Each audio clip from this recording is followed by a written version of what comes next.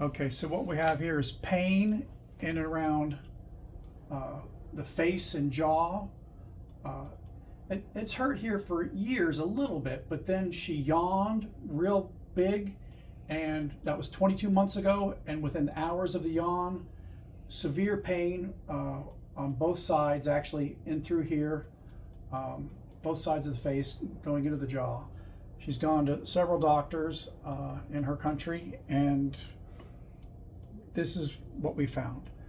When we look at you from behind, you can see how the left jugular is in front of the atlas, and the right jugular has been displaced to the right. So I believe when you yawned, your anatomy is such that you were able to displace your right jugular vein, and it's pulled all the way to the side there. Here you can see the normal one on the left, and you can see how your styloid just pulled it. Now you were born with a wide jugular vein. It actually has a kind of like a double branch up in there, so that when you have a whiplash, which you had, that kind of set this up. So people have whiplashes, ligaments get compromised up in here, but they're okay. And then finally, one last thing puts them over the edge. So when you yawned, this whole thing displaced. Now this is the internal carotid, the jugular vein, and there's a carotid sheath that houses these and other nerves. So let's pull that up so you can see the normal anatomy. So this is what we're up against. Normally everything would be straight up and down, and we have a carotid sheath, which is a fibrous connective tissue that surrounds it. So our current working diagnosis is that this glossopharyngeal nerve and this nerve right here, the pharyngeal branch of the vagus nerve, that's what's irritated and kind of being sawed into by this carotid sheath ligament structure that's being pulled far away. Just imagine them supposed to be like this, and then you yawn and displace this, and it gets stuck on the other side. Well, stuck is one way of looking at it. When you turn your head to the left and when you turn your head to the right, this thing goes back and forth.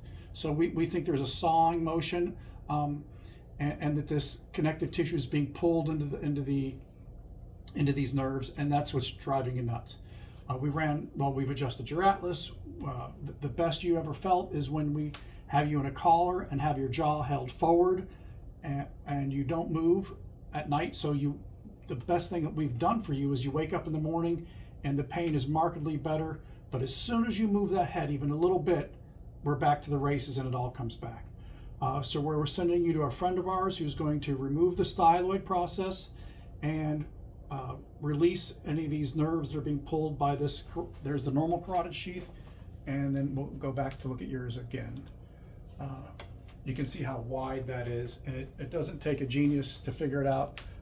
Anybody, any mechanical mind can look at that and say, okay, so we're going to have you leave here and go get that removed. And I promise you, when he goes inside there, when he looks inside and sees that, he's going to see a lot of things that are being displaced, and remove some scar tissue and adhesions, and not only free that jugular up, he's going to free the nerves up too.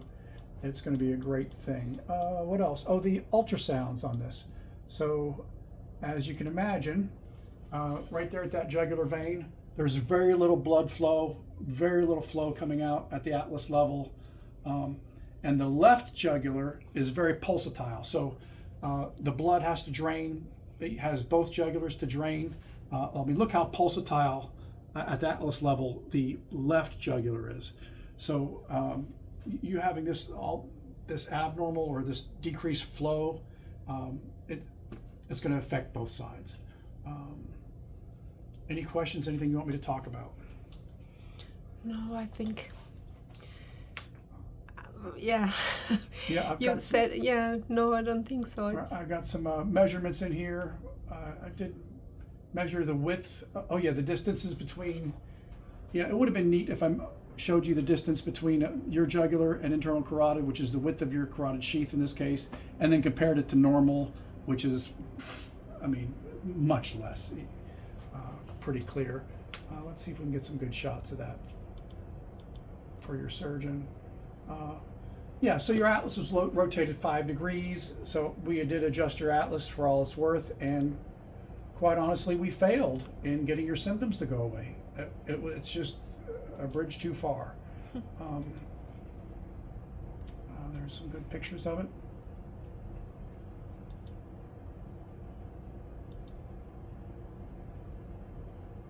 Yeah, look how it just pulls it around sideways. So there's a mechanical irritation of the nerve that adjusting the atlas is not enough. And it's on both sides. I mean, you've really got it on both sides. But really, so you might end up having styloids removed from both sides, but you just get one of them removed. I think it would be significantly better. Yeah, I mean, we saw your atlas displaced, so we really did do the best we could with reducing that. Yeah, that's a good picture of it. I think that's everything, really. There is how large your jugular foramen is on the right versus the left. Right, so the argument is how much of this is your normal anatomy and what were you born with? And that's the thing. We have common injuries with uncommon presentations because people have anatomical variants specific to them. So you had a dominant right jugular vein that was just born wider and or adapted over time, but primarily wide, and sitting a little more lateral, so it could actually get stuck.